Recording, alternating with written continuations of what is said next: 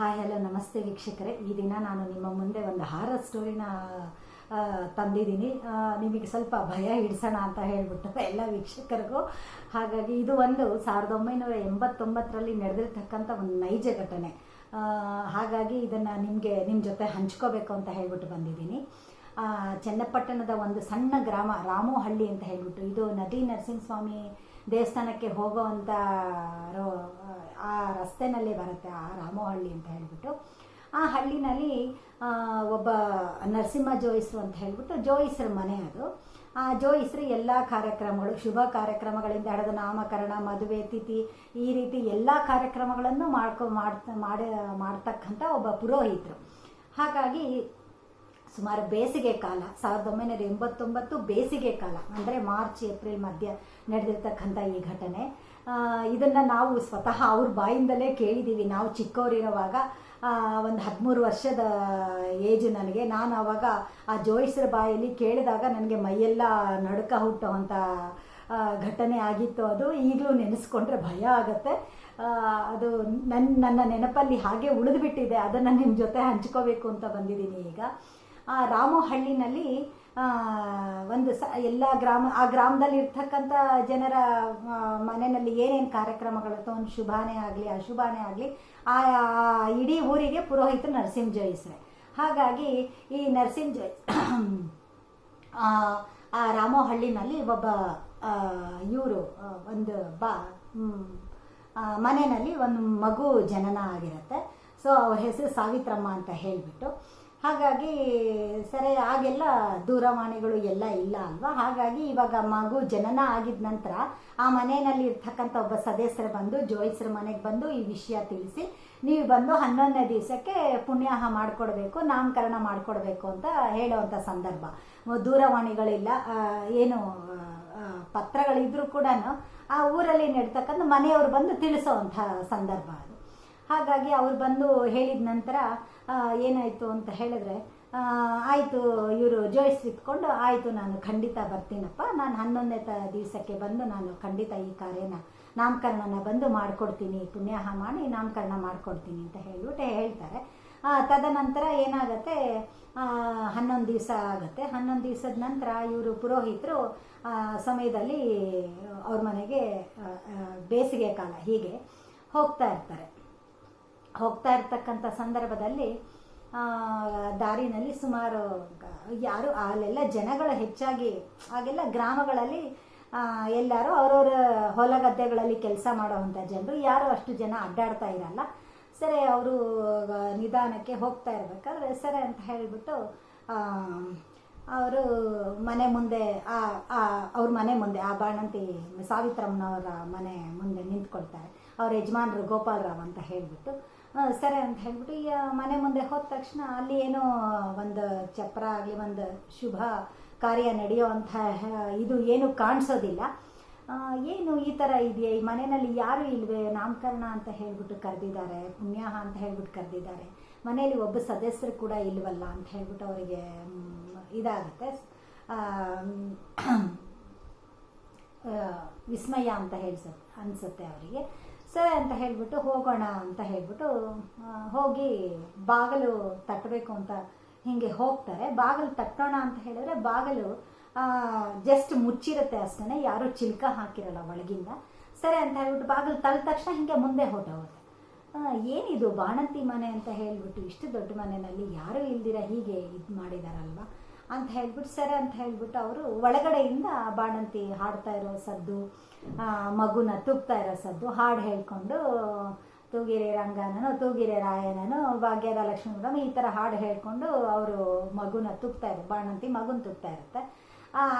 ಸರಿ ತೂಗ್ತಾ ಇರ್ತಾರೆ. ಹಾಗಾಗಿ ಸರಿ ಅಂತ ಹೇಳ್ಬಿಟ್ಟು ಆತ ಒಳಗಡೆ ಹೆಜ್ಜೆ ಇಡ್ತಾರೆ. ಸರಿ, ಹೆಜ್ಜೆ ಇಟ್ಟಿದ ತಕ್ಷಣ ಅವರಿಗೆ ಬಾಣಂತಿ ಕಾಣಿಸ್ತಾರೆ. ಸ್ವಲ್ಪ ಅನತಿ ದೂರದಲ್ಲೇ ಬಾಣಂತಿ ಕಾಣಿಸ್ತಾರೆ.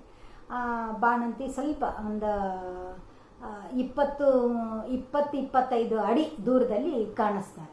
ಅದು ಆಕೆ ಆ್ಯಕ್ಚುಲಿ ಏನಂತ ಹೇಳಿದ್ರೆ, ನಮ್ಮ ಮನೆಗಳಲ್ಲಿ ಹೆಣ್ಣು ಮಕ್ಕಳು ಬಾಣಂತಿಗಳು ತಲೆ ಹಾರಿ ಬಿಟ್ಕೊಳ್ಳೋದಿಲ್ಲ ಅಂತಂದರೆ, ತಲೆ ಸ್ನಾನ ಮಾಡಿದ ತಕ್ಷಣ ಅದನ್ನು ತಲೆನ ಮಣಿಸ್ಕೊಂಡಿದ ತಕ್ಷಣ ಅದನ್ನು ಹಾಗೆ ಟೈ ಮಾಡಿಬಿಡ್ತಾರೆ. ಅವರಿಗೆ ಬಿಡೋ ಅಂಥ ಸಂದರ್ಭ ಆಗಿನ ಕಾಲದಲ್ಲೆಲ್ಲ ಕೂದಲು ಬಿಡ್ತಾ ಇರಲಿಲ್ಲ. ಸೊ ಹಾಗಾಗಿ ಇದೇನೇ ವಿಚಿತ್ರವಾಗಿ ಆಕೆ ಆ ಕಡೆ ಮಗುನ ತೂಗ್ತಾ ಇರ್ತಾರೆ, ಹಿಂದೆ ಕೂದಲೆಲ್ಲ ಬಿಟ್ಕೊಂಡಿರ್ತಾರೆ. ಹೀಗೆ ಸರಿ ಅಂತ ಹೇಳಿಬಿಟ್ಟು ನೋಡ್ತಾರೆ, ಬಿಳಿ ಸೀರೆ ಬೇರೆ ಧರಿಸಿರ್ತಾಳೆ. ಈಕೆ ಯಾಕೆ ಬಿಳಿ ಸೀರೆ ಧರಿಸಿದ್ದಾಳೆ? ಶುಭ ಕಾರ್ಯದಲ್ಲಿ ಆಕೆ ನಾಮಕರಣ ಇರುವಾಗ ಯಾಕೆ ಈ ಥರ ಸೀರೆ ಧರಿಸಿದ್ದಾಳೆ ಅಂತ ಹೇಳ್ಬಿಟ್ಟು ಅವರಿಗೆ ಭಯ ಅನ್ನೋದಕ್ಕಿಂತ ಒಂಥರ ಏನಿದು ಅಂತ ಅನಿಸುತ್ತೆ. ಸರಿ ಆಕೆನ ನೋಡ್ತಾ ಇರ್ತಾರೆ, ಮಗುನ ತೂಗ್ತಾ ಹಾಡು ಹೇಳ್ತಾನೆ ಇರ್ತಾರೆ. 4-5-6 ಬಾರಿ ಸಾವಿತ್ರಮ್ಮ ಸಾವಿತ್ರಮ್ಮ ಸಾವಿತ್ರಮ್ಮ ಅಂತ ಕೂಗ್ತಾರೆ. ಕೂಗಿದ್ರೆ ಆಕೆ ಸ್ವಲ್ಪ ಗಮನ ಕೊಡೋದಿಲ್ಲ. ಅವರಿಗೆ ಒಂದು ಸ್ವಲ್ಪ ಏನೋ ಇದು ಇಲ್ಲೇನೋ ಕೆಟ್ಟದು ಅಂತ ಹೇಳ್ಬಿಟ್ಟು ಏನೋ ಒಂಥರ ಅನ್ನಿಸ್ತಾ ಇದೆ, ಅವ್ರ ಮನಸ್ಸಿಗೆ ಗೊತ್ತಾಗ್ತಾ ಇದೆ. ಆದರೆ ಅವರಿಗೆ ಆ ಜಾಗದಿಂದ ಹೊರಗಡೆ ಹೋಗ್ಲಿಕ್ಕೂ ಆಗ್ತಾ ಇಲ್ಲ, ಅಲ್ಲಿಂದ ಒಂದು ಅಡಿ ಕೂಡ ಅವರು ಕದಲಕ್ಕಾಗ್ತಾ ಇಲ್ಲ. ಏನೋ ಒಂದು ಶಕ್ತಿ ಅವ್ರನ್ನ ಕದಲ್ಸ್ತೀರ ಇಟ್ಬಿಟ್ಟಿದೆ. ಮುಂದಕ್ಕೂ ಹೋಗೋಕ್ಕಾಗ್ತಾಯಿಲ್ಲ, ಹಿಂದಕ್ಕೂ ಬರೋಕ್ಕಾಗ್ತಾ ಇಲ್ಲ. ಅವ್ರಿಗೆ ಅಲ್ಲಿಂದ ಹೊರಗಡೆ ಬರಬೇಕು ಅಂತ ಅನ್ನಿಸ್ತಾ ಇದ್ರು ಕೂಡ ಅವ್ರು ಒಂದೆಜ್ಜೆ ಕೂಡ ಇಡಕ್ಕೆ ಆಗದೆ ಇರೋಂಥ ಪರಿಸ್ಥಿತಿ ಆಗಿದೆ. ಸರಿ 3-4 ಬಾರಿ ಅವರು ಕರೆದ್ರೂ ಕೂಡ ಆಕೆ ರಿಪ್ಲೈ ಕೊಟ್ಟಿಲ್ಲ. 5-6 ಬಾರಿ ಕೂಗ್ತಾರೆ. ಕೂಗಿದ ನಂತರ ಆಕೆ ಬಂದೆ ಅಷ್ಟೇ ಆಕೆ ಹೇಳಿಬಿಟ್ಟು ಇನ್ನೇನು ಈ ಕಡೆ ತಿರುಗಬೇಕು, ಹೀಗೆ ಬರಬೇಕು. ಬಂದು ಕೂಡ ಆಕೆ ಇನ್ನೇನು ನಡ್ಕೊಂಡು ಅದು ಮುಸ್ಕನ್ನು ಹಾಕ್ಕೊಂಡಿದ್ದಾಳೆ. ಆಕೆ ಸೀರೆ ಸೆರಗನ್ನು ಹಿಂಗೆ ಹಾಕ್ಕೊಂಡು ಮುಖ ಕೂಡ ಕಾಣಿಸ್ತಾ ಇಲ್ಲ. ಆಕೆ ಇನ್ನೇನು ಒಂದು 10-12 ಅಡಿ ದೂರದಲ್ಲಿ ಇದ್ದಾಳೆ. ಇವರಿಗೆ ಭಯ ಆಗ್ಬಿಟ್ಟಿದೆ. ಏನೋ ಒಂದು ಅಂದರೆ ಅವರಿಗೆ ಅರಿವಿಗೆ ಬರ್ತಾ ಇದೆ, ಅದೇನೋ ನೆಗೆಟಿವ್ ಎನರ್ಜಿ ಇದೆ ಅಲ್ಲಿ, ಅದೇನೋ ಕೆಟ್ಟದ್ದು ಅನ್ನೋ ಒಂದು ಇದು ಅವರಿಗೆ ಗೊತ್ತಾಗ್ತದೆ. ಅವರು ಹಿಂದೆ ಹೋಗೋಣ ಅಂತ ಹೇಳಿದ್ರು ಅವರಿಗೆ ನಡೆಯೋಕ್ಕೆ ಕೂಡ ಆಗ್ತಾ ಇಲ್ಲ. ಆ ಸಂದರ್ಭದಲ್ಲಿ ಅವ್ರು ಏನು ಮಾಡ್ತಾರೆ ಅಂತ ಹೇಳಿದ್ರೆ, ಮೈ ಮೇಲೆ ಹಾಕಿಟ್ಕೊಂಡಿರ್ತಕ್ಕಂತಹ ಜನವಾರನ ಗಟ್ಟಿಯಾಗಿ ಹಿಡ್ಕೊಂಡು ಗಾಯತ್ರಿ ಮಂತ್ರನ ಜಪ ಮಾಡೋಕ್ಕೆ ಶುರು ಮಾಡ್ತಾರೆ. ಗಾಯತ್ರಿ ಮಂತ್ರನ ಜಪ ಮಾಡಿದ ತಕ್ಷಣ ಅವರಿಗೆ ಅದ್ಯಾವ ಶಕ್ತಿ ಇತ್ತೋ ಗೊತ್ತಿಲ್ಲ, ಆಗಲಿ ಸಡನ್ನಾಗಿ 2 ಹೆಜ್ಜೆ ಹಿಂದೆ ಬಂದ್ಬಿಡ್ತಾರೆ. ಮನೆ ಬಾಗಿಲಲ್ಲಿ ನಿಂತಿರೋರು ಒಂದು 2 ಹೆಜ್ಜೆ ಹಿಂದೆ ಬಂದ ತಕ್ಷಣ, ಹೊರಗೆ ಬಂದ ತಕ್ಷಣ ಆ ಬಾಗಿಲು ಫಟ್ಟಂತ ಹಾಕೊಂಡ್ಬಿಡುತ್ತೆ, ಬಾಗಿಲು ಜೋರಾಗಿ. ಸೊ ಅಂದರೆ ಅವರಿಗೆ ಆ ಅನುಭವ ಹೇಗಿತ್ತು ಅಂತ ಹೇಳಿದ್ರೆ, ಅವರು ಆ ದಿನ ಅಪಾಯದಿಂದ ಅವರು ತಪ್ಪಿಸ್ಕೊಂಡು ಬಂದಿದ್ದಾರೆ. ಅಂದರೆ ಅವ್ರು ಇವತ್ತು ಹೇಳ್ತಾರೆ ಆ ಜನಿವಾರದ ಮಹಿಮೆ ಎಂಥದ್ದು ಅಂತ ಹೇಳಿಬಿಟ್ಟು, ಗಾಯತ್ರಿ ಮಂತ್ರದ ಮಹಿಮೆ ಎಂಥದ್ದು ಅಂತ ಹೇಳಿಬಿಟ್ಟು, ಅದರಿಂದ ನಿಜವಾಗ್ಲೂ ಇದಂತೂ ಭಯಂಕರ ನಮಗೆ ನಡುಕ ಹುಟ್ಟಿಸುತ್ತೆ. ಆಗಿನ ಕಾಲಕ್ಕೇನೆ ನಾವು ಕೇಳಿ ಗಡಗಡ ನಡಗ್ಬಿಟ್ವಿ ಈ ಸಂಗತಿನ. ಇದನ್ನು ಇವತ್ತು ನಿಮ್ಮ ಜೊತೆ ಹಂಚ್ಕೊಳ್ತಾ ಇದ್ದೀನಿ. ಖಂಡಿತ ಈ ಜನಿವಾರದ ಮಹಿಮೆನ ನಾವೆಲ್ಲ ತಿಳ್ಕೋಬೇಕು. ಯಾತಕ್ಕೆ ಯಜ್ಞೋಪವೀತನ ನಾವು ಧರಿಸ್ತೀವಿ ಬ್ರಾಹ್ಮಣರು ಅಂತ ಹೇಳ್ಬಿಟ್ಟು, ಅದರಲ್ಲಿ ಅಷ್ಟೊಂದು ಆ ಗಾಯತ್ರಿ ಮಾತೆ ಅದರಲ್ಲಿ ಆಹ್ವಾನೆ ಆಗಿರುತ್ತೆ. ನಾವು ಯಜ್ಞೋಪವೀತ ಧರಿಸಿ ಗಂಡ್ಮಕ್ಕಳು ಅದನ್ನು ಗಾಯತ್ರಿ ಜಪ ಮಾಡಿದಾಗ ಗಾಯತ್ರಿ ತಾಯಿ ಆ ಯಜ್ಞೋಪವೀತದಲ್ಲಿ ಇರ್ತಾಳೆ. ಅವಳು ಪ್ರತಿ ಕ್ಷಣ ನಮ್ಮನ್ನು ಕೆಟ್ಟದ್ದು ಆಗೋದರಿಂದ ನಮ್ಮನ್ನು ಪ್ರತಿ ಕ್ಷಣ ಕಾಪಾಡ್ತಾ ಇರ್ತಾಳೆ. ಇದನ್ನು ನಾವು ನಿಮ್ಮ ಜೊತೆ ಹಂಚ್ಕೋಬೇಕು ಅಂತ ಹೇಳಿಬಿಟ್ಟು ನಾನು ಹೇಳ್ತಾ ಇದ್ದೀನಿ. ಖಂಡಿತ ಪ್ರತಿದಿನ ಸಂಧ್ಯಾವಂದನೆ ಮಾಡೋದು ಇದೇ ಆಗಲಿ, ಅದೆಲ್ಲನೂ ನಮಗೆ ಶಕ್ತಿ ಕೊಡುತ್ತೆ. ಈವನ್ ಒಂದು ಕೆಟ್ಟ ತಿಥಿ ಮಾಡಿದ ನಂತರ ಕೂಡ, ಮತ್ತು ದಾನಗಳು ಈಸ್ಕೊಂಡಿದ ನಂತರ ಕೂಡ ಅವರು ಲಕ್ಷ ಜಪ ಮಾಡಬೇಕಾಗತ್ತೆ, ಗಾಯತ್ರಿ ಜಪ ಮಾಡಬೇಕಾಗತ್ತೆ. ಅದರ ಪಾಪ ಪರಿಹಾರಕ್ಕೆ, ಅದನ್ನು ದಾನ ತಗೊಂಡಿದ್ದ ಪರಿಹಾರಕ್ಕೆ. ನಾವು ಸುಮ್ಮನೆ ಹೇಳೋದಲ್ಲ.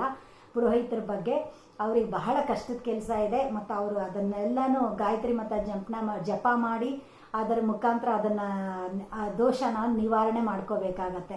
ಖಂಡಿತ ಈ ಜನವಾರದ ಮಹಿಮೆನ ನಿಮ್ಮ ಹತ್ರ ಹಂಚ್ಕೋಬೇಕು ಅಂತ ಬಂದೆ, ಹಂಚ್ಕೊಂಡಿದ್ದೀನಿ. ಈ ಘಟನೆನ ನಿಜವಾಗ್ಲೂ ಎಲ್ಲರೂ ಕೇಳ್ತೀರಾ ಅಂತ ಹೇಳ್ಬಿಟ್ಟು ಕೇಳಿ ಈ ಜನವಾರದ ಮಹಿಮೆನ ತಿಳ್ಕೊಳ್ಳಿ. ಸಂಧ್ಯಾವಂದನೆ ಮಾಡೋದನ್ನ, ಪ್ರತಿದಿನ ಸಂಧ್ಯಾವಂದನೆ ಮಾಡೋದನ್ನು ಖಂಡಿತ ಯಾರೂ ಬಿಡಬೇಡಿ. ನಮಸ್ಕಾರ ವೀಕ್ಷಕ.